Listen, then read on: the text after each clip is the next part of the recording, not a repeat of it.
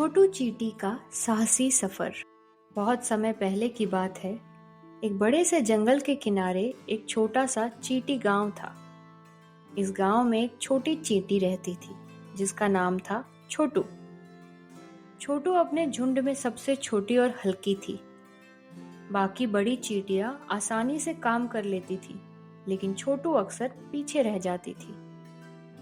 एक दिन जब सारी चींटियां सुबह का काम करने के लिए इकट्ठा हुई, छोटू की सबसे प्यारी दोस्त मिन्नी ने उसे ढांढस बंधाया।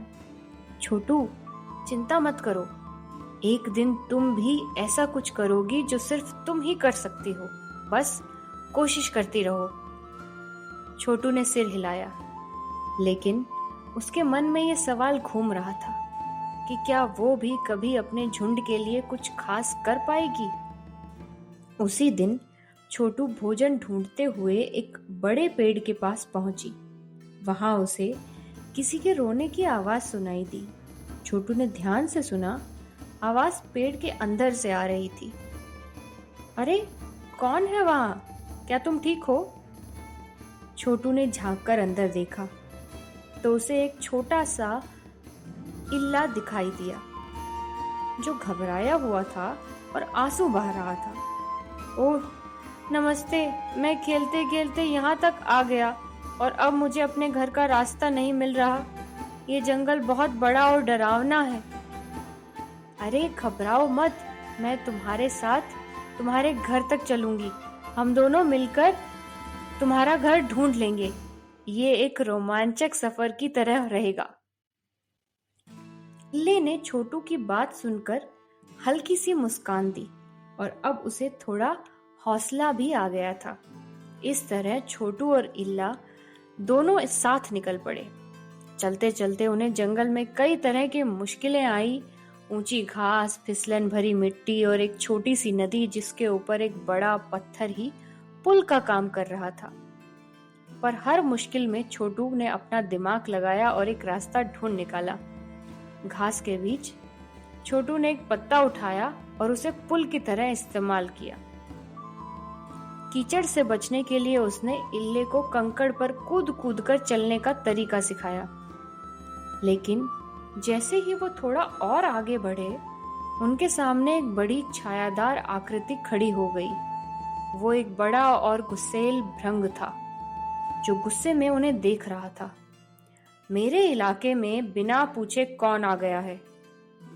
अब क्या करेंगे छोटू? ये तो बहुत गुस्से में लग रहा है।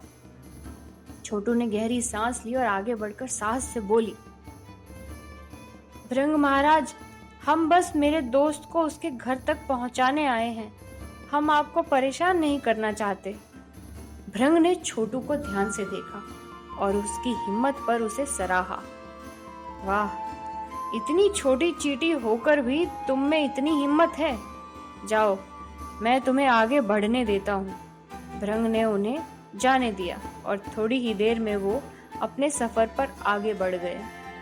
इल्ला छोटू की हिम्मत देख दंग रह गया। छोटू, तुमने कमाल कर दिया। मैं नहीं जानता कि तुम्हारे बिना मैं क्या करता।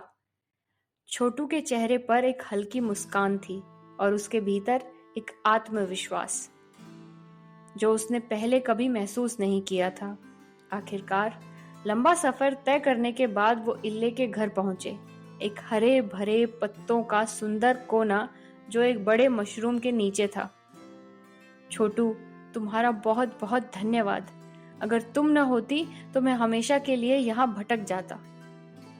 उसी समय छोटू की बाकी चींटी दोस्त का दल भी उसे ढूंढते हुए वहां आ पहुंचा। उन्होंने देखा कि छोटू कितनी हिम्मत से अपने दोस्त की मदद कर रही थी। छोटू, हम तुम्हें ढूंढ रहे थे। तुम कहाँ थी? ये सब क्या है? मिन्नी, आज मैंने एक अद्भुत सफर किया। मैंने एक दोस्त को उसके घर पहुंचाया और मैं बहुत बहादुर बनी। सारी चींटियां हैरान रह गई। सबसे छोटी चींटी छोटू ने जो आज साहस और दयालुता दिखाई है, उसने सबका दिल जीत लिया। उस दिन से किसी ने भी छोटू की क्षमताओं पर संदेह नहीं किया। छोटू खुशी खुशी अपने झुंड के साथ वापस लौटी। उसे खुद पर गर्व था और वो जानती थी कि उसकी खासियत उसकी हिम्मत और दयालुता थी। और इस तरह छोटू ने सीखा कि हर किसी में कोई ना कोई खासियत होती है। कभी कभी सबसे छोटे लोग सबसे बड़ा फर्क ला सकते हैं।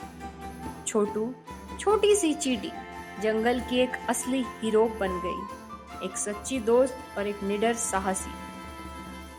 तो बच्चों, इस कहानी में हमें ये सीख मिलती है कि बहादुरी और मदद करने का जज्बा किसी भी सूरत और आकार में हो सकता है। कभी कभी दिल की ताकत सबसे बड़ी ताकत होती है।